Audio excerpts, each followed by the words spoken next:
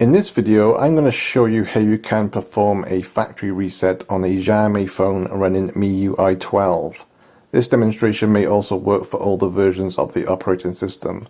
So to perform a factory reset, swipe down from the top of the screen with your finger until you see a little gear icon appear in the top right hand corner, then tap on the icon.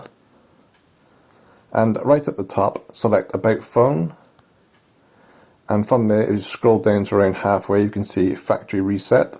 You can also back up and restore your phone. So if you do want to back it up, just click on the backup and select your option from there.